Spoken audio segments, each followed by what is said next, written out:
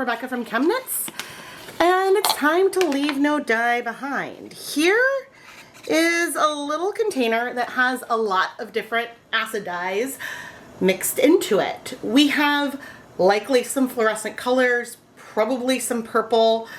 I thought I saw a hint of green on the side, so maybe some green as well, but I have no idea what the proportions are of those colors because I was rinsing out dye cups and containers while working on multiple videos. And so, I mean, it looks a little bit bluish, maybe purplish, but we're gonna have to see where we are, and let's just go dye some yarn. In this dye bath, we have a little bit of remnant fluorescent yellow acid dye, and that's okay because we're leaving no dye behind anyway. So what is the problem with a little bit more yellow combined with whatever we had in here? This dye bath started with 16 cups of water and eventually had 8 tablespoons of white vinegar in it.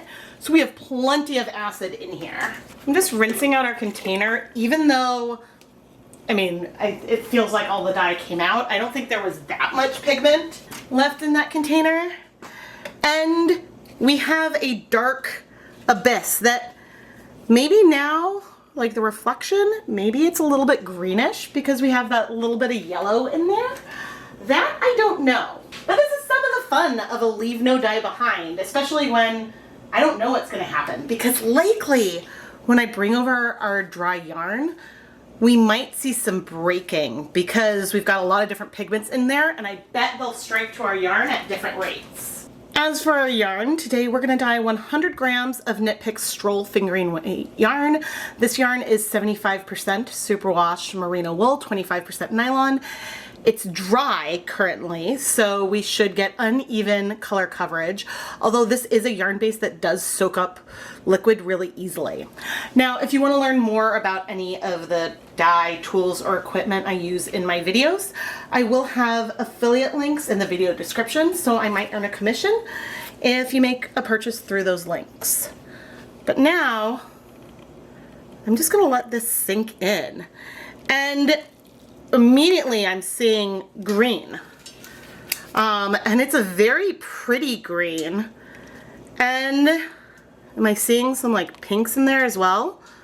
I don't know, but whatever it is, this is a really lovely color. It's very neutral, way more green than I was anticipating. I mean, I suppose it looked bluish or purplish, and I did just add it to a bunch of neon yellow, but I really thought that the yellow color left in the dye bath was going to be a minor player in what we had mixed. But we also don't know what things are going to look like in 30 minutes and what other colors might bind, how things might shift. I guess I am going to pick it up carefully just to see. Like, now I'd say most of the color is in our yarn, even that yellow. There's a little bit of like a purplish gray color left in the pot. So we're gonna wait, and I'm gonna let this heat for 30 minutes to let all of this color absorb. But the main thing I wanna point out right now is that we've got a gorgeous color in here, but it is extremely pastel. I mean, I guess pastel to medium toned, but it is a light color. And it had looked like we had a lot of dye in the pot. It looked like the color was very, very dark. When we had the dye in the container, that looked very dark. So you can't always tell how much pigment you have in a dye solution just by looking at it. I mean, sometimes you can tell if it's really pastel, but there's a point where it's hard to say how concentrated the dye still is. Now, I happen to know that there was a lot of water in there because I had been rinsing out leftovers from containers. So I had my suspicions it would be a lighter color. But anyway, I guess my point is that don't judge the amount of pigment if you don't know what's in there until you try and test it on some yarn. But anyway, I'm really surprised because I was expecting we were going to end up with like a purple or sort of a mauve kind of color today. So I'm thrilled. But anyway, I'll be back in 30 minutes. Okay, it has been 30 minutes and I am very carefully looking for our zip tie. And since the zip tie was completely under the water, what I'm gonna do is sort of place it on the tongs for just a minute or two, so that way it will cool off for just a moment or two, so that way it cools off enough that I can grab it comfortably. And there could be a hint of something left in the dye path, but it seems like all of our colors in the yarn, and I was gonna say I don't think I see breaking. I do feel like I see some more blue and more yellow sections, but mostly it is a soft, pretty green color. So now I'm gonna go set this aside so it can cool off, and then once it's cool, we can wash it. Let's wash our Leave No Dye Behind yarn. On camera, it looks like there's a hint of yellow in it, and maybe there is, but I think it's hard to say. I just added in a little bit of some just plain dish soap.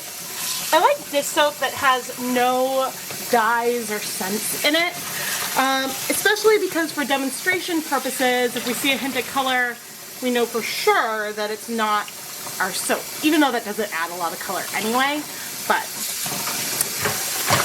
that's not a problem today. You know, this is looking very minty. It's such a pretty color, and it's unfortunate that I can't mix this same color. But I think if I wanted to try to dye this color on my own, I would probably go for some pastel forest green. I think that could get us close to this hue. But one of the downsides of a Leave No Dye Behind is just that I don't have any recipe. But anyway, I'm gonna go put this yarn through my spin dryer to remove the rest of the water. It helps things dry faster. Then I'll hang it up to dry. So often when I combine a lot of colors for a Leave No Dye Behind, the average is a dusty pink or a purple. So getting this green that really is super reminiscent of pastel forest green is delightful. Absolutely delightful. And not unexpected. There was a little bit of yellow in the container, in the dye bath I mean, and there was a bluish mixture overall.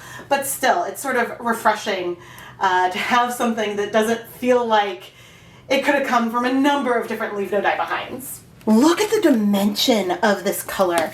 There's absolutely more blue and then more green patches to it. It is super, super subtle. And as a tonal, this would mix well with a lot of different colors. It would hold up with a complex stitch pattern, but there's still depth and dimension to this color. It is stunning. I am Rebecca from ChemKnits, and I love to dye yarn. I love to plan out projects that have detailed math and calculations where I'm going for specific colors. I love dyeing by feel and sort of randomly throwing things together. And then I love using up every last scrap of materials that I have to leave no dye behind.